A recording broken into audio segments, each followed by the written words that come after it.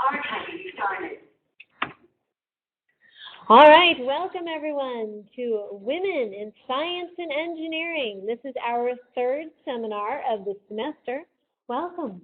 The Women in Science and Engineering, or WiSE, program at Eastern Florida State College is committed to the recruitment, retention, and advancement of underrepresented groups pursuing careers in science and engineering. It is open to all students. We do things like seminar series with guest experts, which you're here today for, workshops on careers, resume building, and graduate schools. We have a workshop coming up in the spring semester on how to write your resume for pursuing careers in STEM fields, science, technology, engineering, and math. Networking for future schools and employment, local excursions. We have a field trip coming up on November 15th. Career mentoring and undergraduate research. This spring, we're opening up the undergraduate research program again to all students. The course will be led by myself, and it will be on Wednesdays from 12:15 to 1:30, I believe, and it teaches you how to do undergraduate research. You'll complete a research project and then even present it at a conference. The field trip coming up, which our Associate Provost, Dr. Mary Rosanowski, is handing out forms for right now, is coming up on November 15th. This is a Friday. It's an all-day field trip starting here at the Melbourne campus. We're providing you with a passenger van going over to UCF to visit some of their science research labs, biology, chemistry, and some other ones where we'll get behind the scenes. Not in the tours they provide at UCF. We'll be able to interview some of the students doing research as well as the faculty and really get you in there so that if you are looking to go towards UCF or any other large school to do research, we'll get the in on how we accomplish it. We'll have lunch at UCF and then head over to, there's two exhibits in Orlando right now. One is Our Body, which some of you have seen before, and the other one is CSI The Experience, where you get to solve a crime scene committed here in Orlando. All current Eastern Florida State College students are eligible to attend. There is a maximum of 15 students who can go, and they're filling up quickly. So if you're interested in going, please email our Associate Provost, Dr. Rosanowski, who's walking in the back, as soon as possible. The deadline to sign up is October 22nd or whenever the field trip fills. It is free for all Eastern Florida State College students and open to all of our students. Today is Tuesday, October 15th, and we have our guest lecturer today, which is Dr. Darlene Slattery. We'll be talking about alternative energy and chemistry. We have one more this semester on Tuesday, November 19th, here at 3:15, is Robin Pittman, who is the Vice President of Operations for Health First, talking about health administration.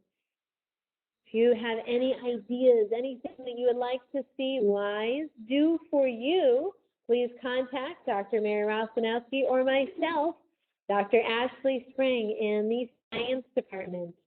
And please visit our website at www.easternflorida.edu/WiSE. You will see recordings of all of our seminars, information about our field trips and workshops, undergraduate scientific research, and so on. Without further ado, I'd like to welcome our guest, Dr. Slattery.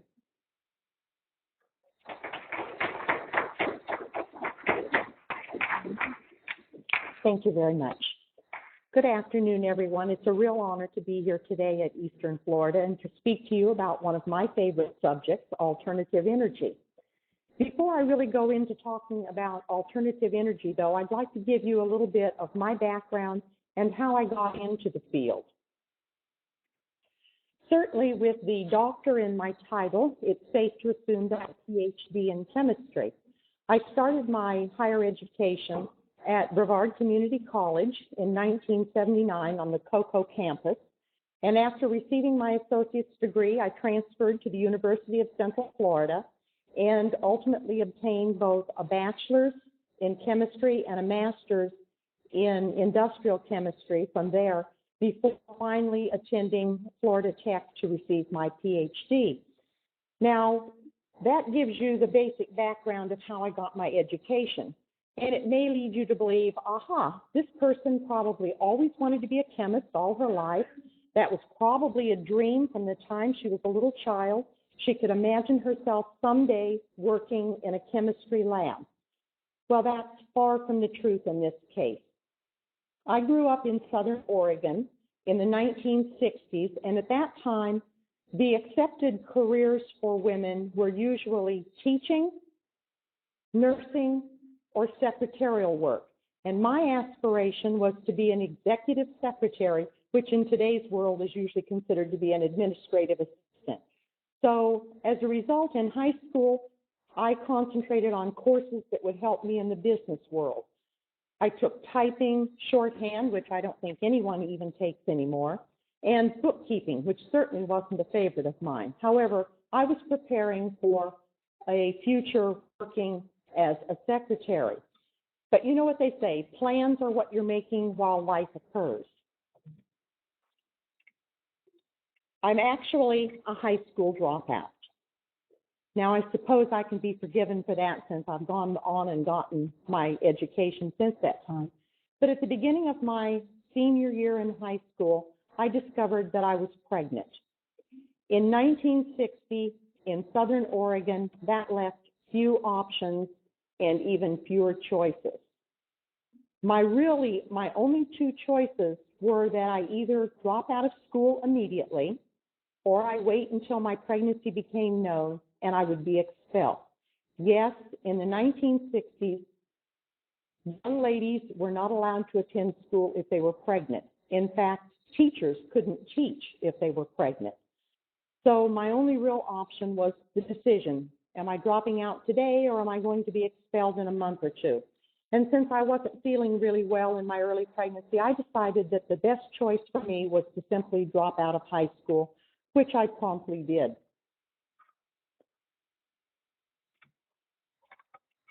Of course, at that point in time, it was also not acceptable that you be an unwed mother. That was never even a consideration. So I dropped out of high school, married my boyfriend, and settled down to being a wife and mother. About the time my colleagues in high school were preparing for their high school graduation, I gave birth to my son, Jim, shown in this picture. About the time he was a year old, I realized that I simply was going to have to continue my education. For me, there was no other choice. We were living in Southern California at the time, and so I enrolled in an adult education class. I did not obtain a GED. I did go back to high school, and in one semester's time was able to take the additional credits required in order to get my high school diploma. Over the next 10 years, life moved on. I was a housewife, a mother. I ended up divorced and then remarried my husband, Ken, to whom I've been married now for 44 years and 2 weeks. Yes, we just celebrated our 44th anniversary. We lived in Guam in the Western Pacific, where my husband was employed by a contractor for NASA, and he was employed at the NASA tracking station in the early days of the space program. We had a daughter who was born on Guam, Kelly, and so I just simply continued to be wife, mom, and do some volunteer work. Eventually, we returned stateside, moving to Florida, where my husband was transferred to the KSC tracking station. And then I had two stepsons who also came to live with us for a number of years. But one day in the late 1970s, I realized my children were growing up. The time was going to come very rapidly when my role as a mother was going to be inconsequential. You're always a mother, but your role in helping and supporting your children certainly ends by the time they leave home, hopefully. So I got to thinking about, what am I going to do next? How am I going to occupy myself for the rest of my life? I was doing volunteer work. I spent a lot of time at the kids' schools helping out. but I felt that I needed something outside the home that was for me. I needed to do something. And I still had an overwhelming thirst for knowledge. I really wanted to complete my education. So one sunny day, I said to my husband, I want to go to college. He was very supportive, and he certainly encouraged me to do that. But I didn't have a career goal. I didn't say to myself, oh, I think I'll go be a chemist. I simply wanted to go to school. I wanted to learn what there was out there that those instructors could teach me. To me, it was magical to sit in that classroom and have these people that knew so much more than I did impart that knowledge to me. So after I told my husband I wanted to go to school, he said, terrific, but you really should go get a degree. Don't just be a perpetual student. And since I didn't really have any specific thing that I wanted to do, we went and got some catalogs from BCC, and we sat down together and we started flipping through them. And my husband says, hey, I think you could manage to handle all the courses to be a psychologist. And I thought, why not? Certainly I had spent a number of years listening to problems that my friends had, and I seemed to be able to give them advice that helped. So I thought, sure, I do think I can manage to handle these courses. You have to remember, I was a high school dropout. I had gone back to school in California and gotten my high school diploma, but in my heart, I was still a high school dropout. So when I started to school, I wasn't sure, would I be able to actually work with and keep up with these young people who were just entering college, straight out of high school. By now, it had been 12 years since I'd been in high school. So I wasn't really confident that I could do what I needed to do. So initially, I took 2 courses at a time and worked really hard and found, oh gosh, I can do this. However, as I took these courses in psychology and sociology and humanities and all the basic courses, I realized that I found them interesting. I certainly could manage to conquer the material, but I really felt alive, really invigorated when I was taking a course in math or in science. Now, this is really amusing for me because math was never my strong point. In fact, had I completed high school in Southern Oregon, my biggest fear was that when I was a senior, I was going to have to take what we lovingly referred to as senior math for dummies. I simply was not good at math. And actually, the only 2 B's that I obtained while going to BCC were in algebra and trigonometry. But even though the subjects were hard, I still enjoyed the challenge. I began to doubt my choice of saying that I wanted to be a psychologist. And then my last semester at BCC, I had to take one more elective in my field, and I chose to take a course in philosophy. For me, that course in philosophy was a huge turning point. I realized that the field I was going into was loaded with ideas, thoughts, theories, but there weren't hard facts. And I realized that I wanted something that I felt could be proven, something that was loaded with facts. So I gave it a great deal of thought, and I decided I need to change fields. I think I'll be a chemist. I got my AA and did my paperwork to enter UCF and went over to talk to the chairman of the department to make my case for enrolling in the program in the chemistry department. And I have to say it was really an amusing discussion because this senior chemist, chair of the department, sat there with my transcript on his desk, and he looked at it carefully, and then he looked up at me, and then he looked down at my transcript and back up at me and said nothing. So finally I said, well, I suppose you're wondering why I want to be a chemistry major, but I haven't taken any courses in chemistry. And he said, well, it crossed my mind. However, he decided that my transcript looked good enough. He said, I have no doubt you can do the work. The question is, will you like it? I didn't know, but I thought I'd give it a try. So I was accepted into the program at UCF. Because I hadn't taken the math and the sciences that I needed while still at BCC, when I actually went to UCF, I had had nothing beyond trig, and I still needed to go through the calc sequence. I had not taken a physics course. I had not taken a single chemistry course. Well, obviously, you can't take analytical chemistry until you've had freshman chemistry. You can't take advanced analyt until you take basic analyt.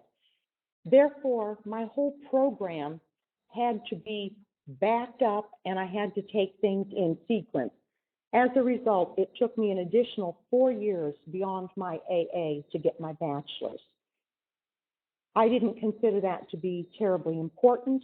Life was going to go on whether I was going to school or not, and I wanted to get this degree. So I continued. By the time I approached my UCF graduation, that little boy that caused me to drop out of high school myself was now in college with me. He was finishing up his freshman year as I was about to graduate with my bachelor's. And he had also decided that he wanted to be a chemist as well. And so we were a bit of an oddity, mom and son in the same department studying chemistry. Oops, I went a little bit too far too quick. As I finished up my bachelor's, I realized that I did want to go on and get a master's. And the day that I graduated with my bachelor's, my son said to me, hey, Mom, you know, I'm going to be through at BCC with my bachelor's in 3 years. If you'll just slow down and take 3 years to do your master's, we could actually graduate together. Well, again, you know, I'd already spent a good number of years studying, so it didn't matter to me. I did 1 more year, and I still had a daughter at home in high school. I still had a household to run. So it really wasn't a big problem for me to spend an extra year doing my master's. And in this photo, you can see me with a couple of my lab partners, undergrads who worked with me on the project for my master's thesis, and my thesis advisor, who was actually younger than I was. But no matter. I continued through the program, and my master's work was in the fluorination of organic molecules. I didn't really know what I'd do with it, but I knew it was interesting work, and I thoroughly enjoyed it.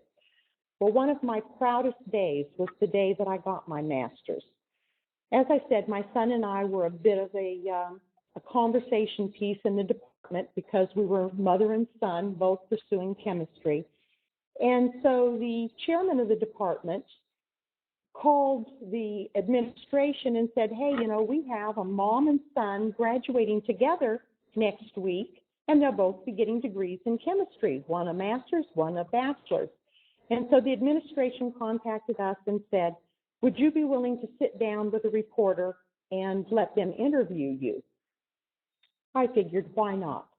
So on the day that my son and I graduated, we got up that morning to find that the story of me dropping out of high school to have him, and now 20 years later, we were graduating together, was on the front page of the Orlando Sentinel.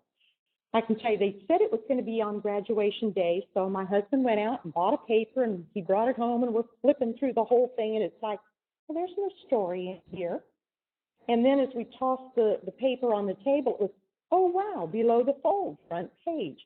So by the time we got to graduation, we were certainly the talk of the graduating class. We were able to walk together as we entered the auditorium for our graduation. He was in the bachelor level and I was a master's. They allowed us to walk together and to sit together, and I received my master's degree in chemistry moments before my son received his bachelor's.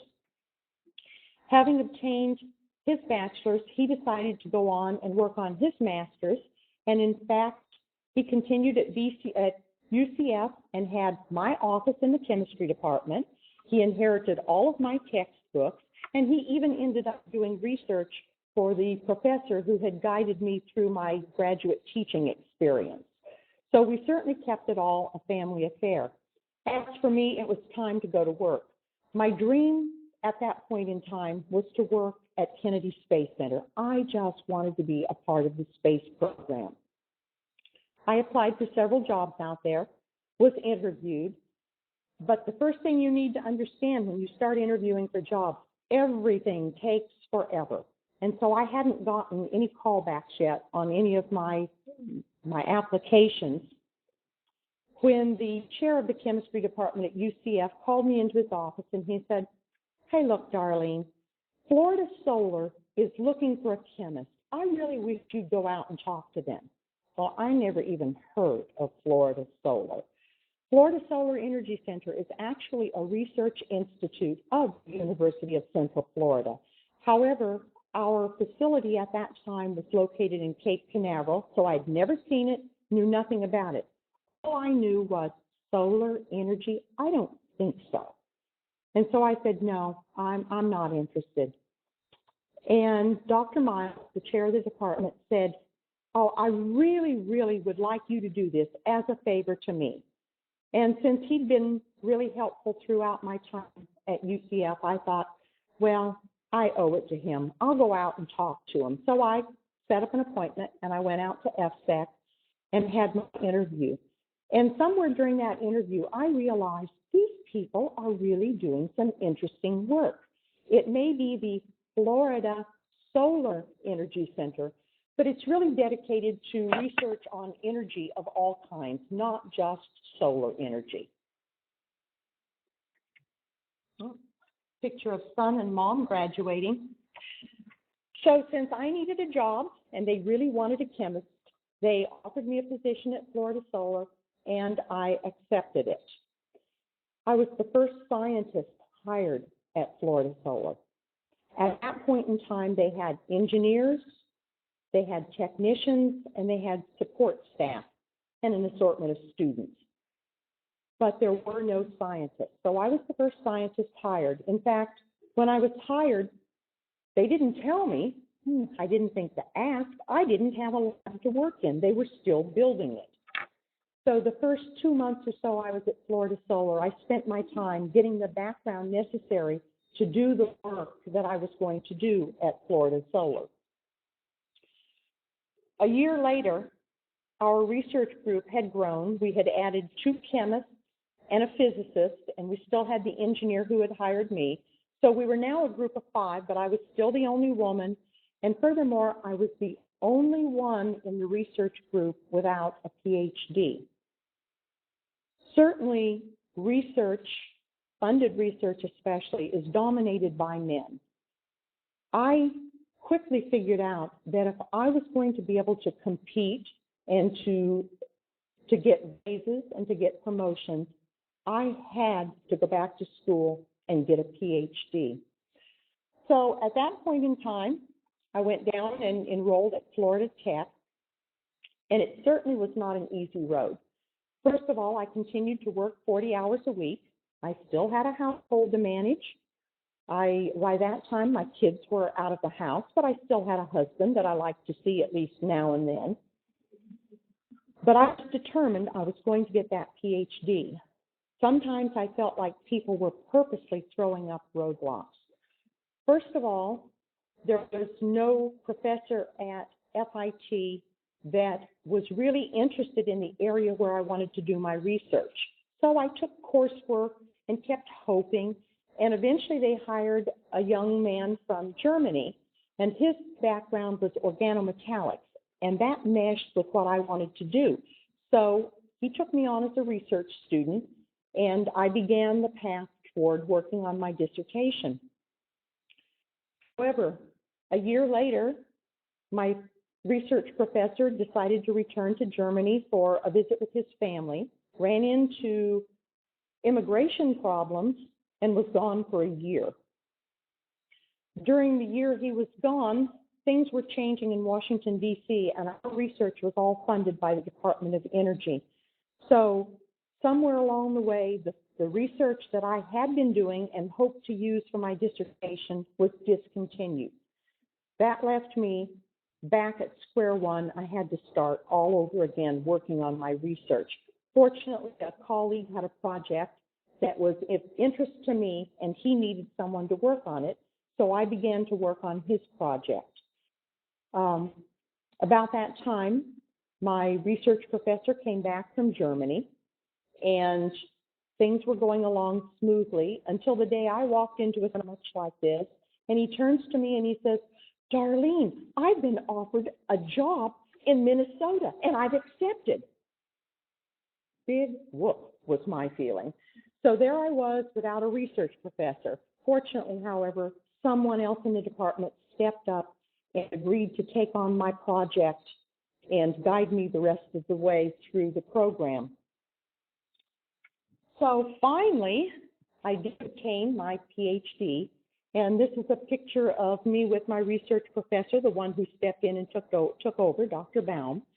And the day that I obtained my PhD in chemistry, in the audience, in addition to my mother, my husband, my son, my daughter, their spouses, also my first grandchild, Kira. My grandchildren are Kira, Kyla, and Kiani, so I stutter a lot. And this was Kira, who attended my graduation. Okay, you know how I got there, but what is alternative energy? Why do we care about it? What does it do for us? Alternative energy is any energy that is independent of fossil fuels. This can include biofuels, batteries, solar, wind, or hydrogen. And while it isn't highlighted really well, you can see that I have highlighted hydrogen. And hydrogen is the topic that was being studied at FSEC at the time I was hired. Why hydrogen? Well, there was a movement afoot in the 70s. We're dropping back before the time I was at FSEC. This is a picture of Los Angeles on a summer day, and you can see almost the city. It's terribly obscured with smog, and the smog in the city is pretty much a result of the pollutants that are a result of running internal combustion engines on gasoline in a city. You end up with a terrible smog and bad air conditions. There were a number of people in California at the time that were saying, we have to do something for the environment. We can't let this continue in this vein. And so there was a discussion about what other energies could we use besides gasoline. About that same time, there was an oil embargo that resulted in massive shortages of gasoline in the United States. Lines like this were not uncommon. It wasn't uncommon to finally get to the pump and find there was no more gas for the day. Stations were only allotted a certain amount of gasoline on any given day, and everyone was assigned a day for getting gasoline. So you had to plan ahead. You didn't do a lot of driving. It was a serious problem. So the oil embargo, combined with the environmental movement, resulted in a number of researchers saying, hey, we have to do something. We have to find a different energy source. And thus, the hydrogen economy was born. Why hydrogen? Well, hydrogen is the most abundant element in the universe. Bad news is it's always attached to something else. It's very energy dense in the form of H2, and it's environmentally friendly. That was really a very important factor. Environmentally friendly because when you react water with an energy, you get hydrogen and oxygen. When you take that hydrogen and oxidize it with oxygen, you get energy and water. So we have a complete cycle. Certainly something that's a delight to an environmentalist. Unfortunately, there are a number of impediments to the implementation of hydrogen as a energy source for automotive use, including the economical production of hydrogen, an efficient means of storing the hydrogen, and ultimately the durability of fuel cells. You can certainly burn hydrogen in an internal combustion engine, but it's not as economical as using a fuel cell. Plus, an engine has to be changed somewhat in order to efficiently use hydrogen. There are many problems associated with it, although some companies have actually moved ahead and used hydrogen in an internal combustion engine. It seems reasonable to go through this in a logical manner of the things that you have to do to get there. You've got to produce the hydrogen, store it, and then use it. So even though in terms of my story, this isn't exactly in the correct order, it makes more sense to look at hydrogen production first. For industrial hydrogen, it can be obtained through the steam reforming of natural gas, the partial oxidation of hydrocarbons, the gasification of coal. Those are the three ways we get hydrogen that we find in the common cylinder that's in labs. We can also produce hydrogen by electrolysis using that reaction that I showed you earlier. The problem is that electrolysis requires energy input, and it takes a lot of energy. This is just, again, emphasizing the reversibility of the reaction. The advantages to electrolysis for producing our energy, our hydrogen energy, is that it's environmentally pleasing, completes that cycle, and there's an abundant starting material. Don't have to worry about those fossil fuels. The disadvantage, the energy required to split the water. About the time the hydrogen movement was gaining momentum in the 70s, some researchers in Japan realized that if they had an electrolysis cell, which has 2 electrodes, and the right solution in here, if when they're adding the electrical energy to split water, if they also shine in light, the energy required to split that water into hydrogen and oxygen is much less. So that resulted in people saying, hey, can we come up with a way where we can take a beaker of water, put some little magic something in the bottom of it, shine in sunlight, and have hydrogen and oxygen produced? The answer is yes, we can. We don't want to discuss a great deal of details regarding how water splitting occurs, but let's just talk about one little area of it. This axis represents energy. If we take a material called a semiconductor, and I'm sure you've all heard of semiconductors, if we take a semiconductor and give it sunlight, the electrons become excited. In that material, when it's not in the sunlight, all of the electrons are located in what we call a valence band. That's just where they normally hang out. But you put sunlight in there, and they absorb that energy, and the electrons are promoted up to a higher level that we call a conduction band. Now, those electrons that are now up there in that conduction band can either fall back down here, that's a waste of our time, or we can use those to do some kind of chemistry. In this case, we want to use those electrons for the energy to split water. The key is that this is called a band gap, the distance between the valence band and the conduction band. And that distance has to be such that when we take that electron, the energy for the water is going to be at a lower level because that electron has to travel downhill in terms of energy. So we have to find a material that has the right band gap. For water splitting in a single step, that's a huge amount of energy. However, at Florida Solar, we decided we could do this chemistry in 2 steps. It doesn't have to be done in one single step. We built what we called a dual bed system. We placed one semiconductor material in one bed and illuminated it. And in this bed, we took hydrogen ions and gave them electrons and formed our hydrogen gas. In the other bed, we had a completely different semiconductor material with a different band gap. And when we illuminated it, water was split into hydrogen and oxygen, so that's hydrogen ions note, and released 2 electrons. Now, to make this system work, since we're doing it in 2 beds, we had to come up with a method in order to keep the electrons balanced. And we did this with something that we called a redox mediator. And how that works and what it is terribly unimportant as far as you're concerned.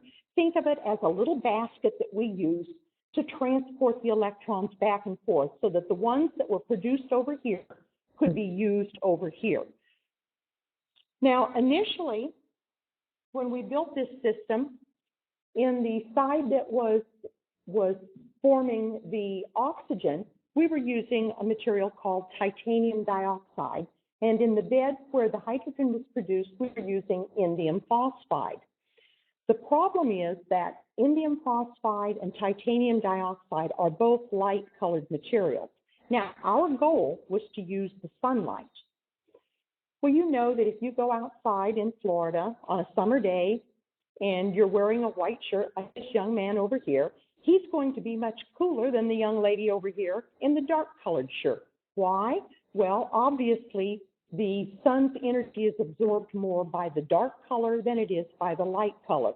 So in order to get this system to work in an efficient manner, we needed to come up with something that didn't absorb only UV, because the amount of UV in sunlight is low compared to the amount of visible light. Therefore, we started looking for other materials. And this, in fact, was the subject of my PhD dissertation, the photocatalytic decomposition of water using organic pigments. What are organic pigments? Well, our organic pigments are that stuff that's put into paint to give it color. If your car is blue, it has a blue pigment. If it's red, it has a red pigment. And in fact, the pigments that we were looking at are very common materials that are used in car paints. Why did we choose those? Well, a big factor was we needed something that would stand up to sunlight hour after hour after hour. And as you know, you certainly want your car's paint to stand up to hours and hours of sunlight as well. So we started looking at pigments that we thought industry used in a way that was similar to some of the characteristics we wanted. Of course, we really didn't know if they had semiconductor properties or not. However, the materials that we studied, and this is just a small sample of the ones that I looked at, they have a lot of double bonds, and double bonds in a molecule give it similar characteristics to a semiconductor. Those electrons that are in those double bonds move easily, and they can be promoted to a higher energy level by the simple addition of sunlight. We did find several of these that did produce reasonable, correction, we won't say a reasonable amount of hydrogen. We could produce hydrogen. The problem is that if I were producing hydrogen with one of these systems, I'm afraid I'd still be trying to get that first fill-up of hydrogen because the efficiency is very low. Efficiency is defined as the amount of product divided by the amount of energy that's input. And while we're using sunlight to do this, and you'd say, well, who cares about efficiency? It's free sunlight. We actually had to put this dual bed system outside someplace back to land. So if we couldn't do it in a small system, it was too expensive. Additionally, we did find that a number of the pigments were degraded over time. So while we got a good start on it, and we did make some interesting discoveries, it's not the answer to hydrogen production. And work ongoing in many labs around the country trying to find other methods for splitting that water. So we still have challenges in hydrogen production in terms of both increasing efficiency and in durability. So if you want to go into a good area, hey, this one is still out there and still much in need. The kind of subjects that you need to work in an area such as hydrogen production include electrochemistry, photochemistry, organic chemistry, and molecular modeling. I had to do a lot of molecular modeling to come up with compounds to begin with rather than testing an infinite number of them. So there's a number of areas where you need background. Of course, the day that I went into hydrogen production, I had essentially none of this. Once you have that hydrogen produced, you have to store it somehow. I'm sure many of you are familiar with the heavy gas cylinders that we use to store hydrogen in laboratories. And you may have seen this before out at Kennedy Space Center. This is how they store their liquid hydrogen, so it can also be stored as a liquid. But there's also another way we can store it, as a solid. I'm talking too much. And when I say solid, I don't mean frozen hydrogen. I mean a method by which we can take hydrogen and put it into a solid and have it actually form bonds. It's not absorbed like a sponge. It holds on with chemical bonds. And therefore, it's a very good way to store it. The really interesting thing is the volume that it requires to store hydrogen.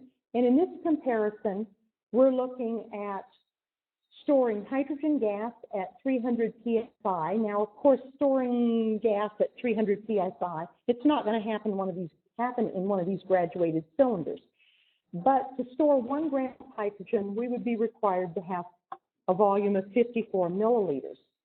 If we turn that gas into a liquid and then put it into the graduated cylinder, it's going to fill 14 milliliters. Now, mind you, we're going to have this at minus 253 degrees. We're sure enough not going to put it in this graduated cylinder. But if we could, it would take up 14 milliliters. If instead we react it with one of these metals to form a metal hydride, it now only takes 9 milliliters. What does that really mean? It means that if I stood here with a beaker filled with liquid hydrogen right to the top, in danger of spilling over right to the top, and I could very gently add a metal to that liquid hydrogen. By the time I got my metal all in there and all the hydrogen had reacted, the volume it occupied would actually be 80% less. Now, how many things do you know that you can put into a container of liquid and have it get smaller? It's really a very interesting phenomenon. The advantages to storage of hydrogen as a solid is that it has a very high energy density, which means it requires a very low volume, as I just illustrated. It's very safe. When the hydrogen is in there, it stays in there until you do something to get it back out. It requires little or no energy during the storage process, and it requires no energy input to contain the hydrogen usually. And that's important because if we're dealing with liquid hydrogen, we have to put in energy all the time, and yet we still are continuously losing that liquid hydrogen. The disadvantages of solid hydrogen storage is that it's not as easy to use. If we have a gas cylinder, we walk over, we turn the knob, the hydrogen comes out, easy enough. With a solid hydride material, however, we have to put some kind of energy in to release that hydrogen. I told you we formed those bonds. We're now going to have to put energy in to break those bonds. And it does have a low gravimetric density, which means it's heavy.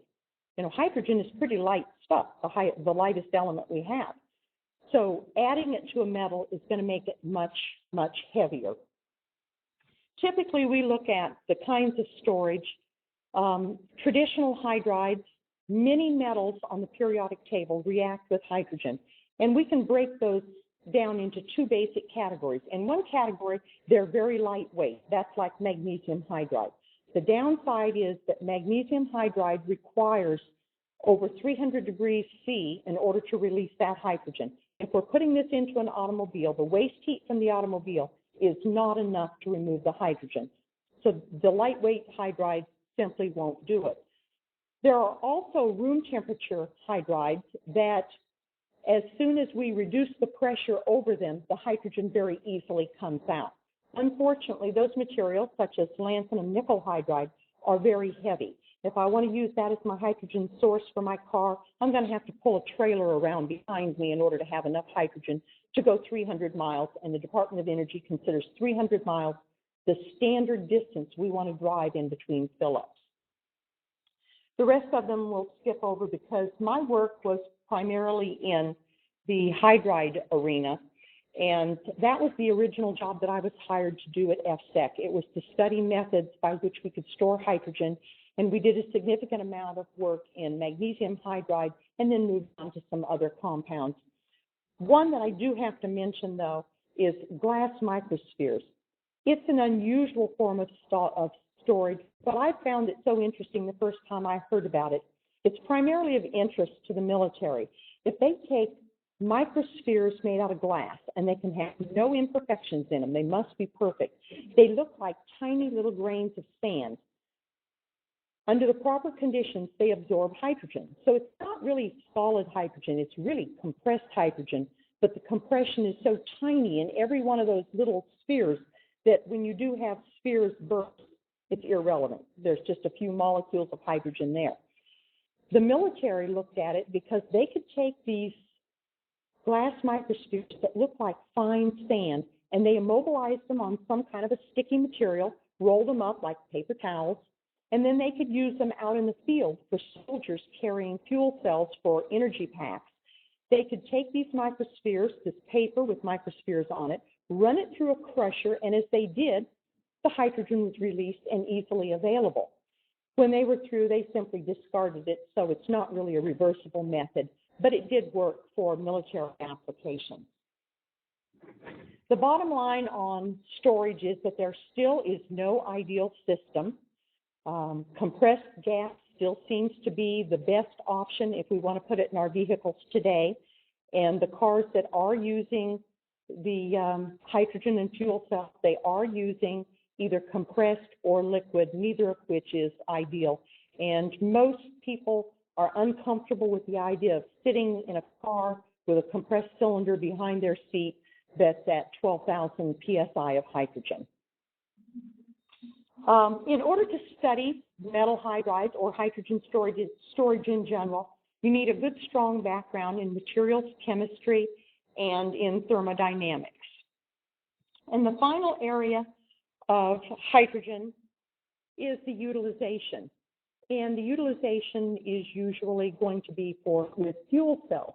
A fuel cell is a device that has, if I can use this right, has two electrodes, and in between those electrodes is some kind of an electrolyte which simply moves the ions around.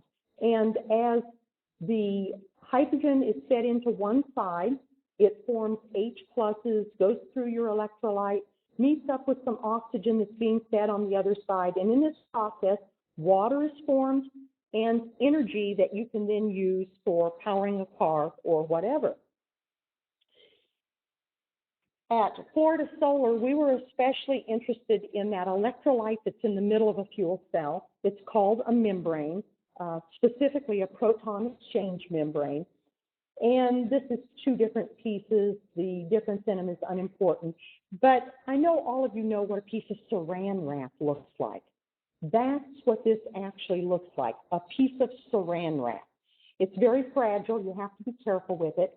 But it's the electrolyte that moves electrons around, and it's the part of the fuel cell where there's still a serious problem. We have to have a more durable one of these membranes in order to get a long enough life in the fuel cell.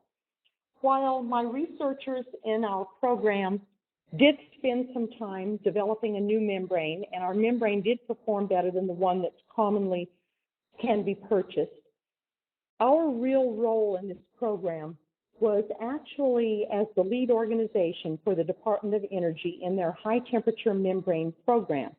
And this program was a 6-year program, multi-million-dollar, and we supported a number of other teams around the country that included both universities and industry. And my part in the program was as the program manager. So I didn't know a lot about fuel cells going into the program, but I had a program that had ended. I had the time, And so I was moved into the program to manage it. It was a highly successful program. DOE, the Department of Energy, considered it one of their more successful. And in fact, over a year ago, the program was ended because they felt that the progress made was enough to move it on out into the marketplace.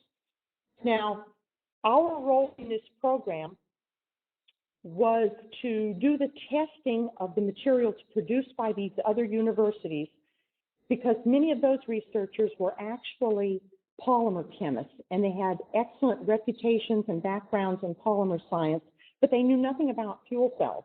They didn't have the knowledge or the resources to learn how to build a fuel cell and test it. So the Department of Energy came up with a program, and the other teams were making the membranes, and then when they found membranes they thought looked pretty good, they shipped them to us. My researchers then built the actual part that goes into the fuel cell. It's a little more complex than just a piece of saran wrap tossed in there. But we fabricated these pieces and then put them into the fuel cell, ran tests, gathered data, and then we could send that data back to the membrane producers to guide them in developing new membranes that had better characteristics. In order to work in fuel cells, you need a background in polymer chemistry, electrochemistry, perhaps catalysis, although we weren't concerned about catalysts in our lab. And you need to know something about mechanistic chemistry, because how the polymer membrane degrades is terribly important. So all of those are relevant in the field. My group involved both chemists and chemical engineers, as well as a physicist. Now, my part in that program actually had nothing to do with the chemistry. My part of the program was actually the management. And important skills for managing a program include the ability to absorb new material very quickly. I knew nothing about fuel cells, and yet I was suddenly in a program where I not only had to know what my researchers were doing, and when they came and talked to me, I needed to be able to understand what they were saying. I also had to turn around and be able to translate that material, the information, back to the providers of the membranes. In addition, I needed to be able to communicate with the Department of Energy and attend conferences. And actually, this is true for all scientists. Doing great science is wonderful, but if you only do great science and go home and forget about it, it does no one any good. Writing is terribly important. Take courses in writing, scientific writing. That's the one weakness we really find in scientists. They can't write well. You need to be able to write well, and you certainly need to get involved in public speaking. You need to attend conferences. You need to present your results. Not only does that help you in obtaining future funding, it also allows others to know what you're doing, and they can take your work and continue. No one completely develops anything all alone. You have to share that information, and you do that by writing or speaking. So communication skills are very important. Also data management. If you're actually managing a project, you end up with huge amounts of data, and you have to be able to get it from one point to another and keep track of everything. Not trivial. It was also important to be able to build teams. I had to convince these outside teams that we were going to take their little piece of plastic and we were going to treat it as if it were our own, and that we were going to get the best possible results. And trust me, scientists don't trust each other. So team building was terribly, terribly important. So I'll just wrap this up by saying that there's a lot of opportunities still out there in alternative energy. The field is ongoing, it's growing, it's terribly important. The government might not agree with us, and the funding is really bad right now, but it's a terribly important area, especially to not only your future, but your children's future. Fossil fuels will not be around forever. Of course, I am partial to hydrogen because, again, we can split water, store the hydrogen, and then ultimately use it in a fuel cell, and it's a complete environmentally safe cycle. Thank you very much for having me this afternoon, and I'll be happy to take questions. Any questions for Dr. Smith? Dr. Smith? You guys are located at the Cocoa campus? Yes, that's where we're located now. Up until 1994, we were right outside the gates to the Air Force Station in Cape Canaveral. And then we're in that ugly, ugly blue building on the corner of the Cocoa UCF campus.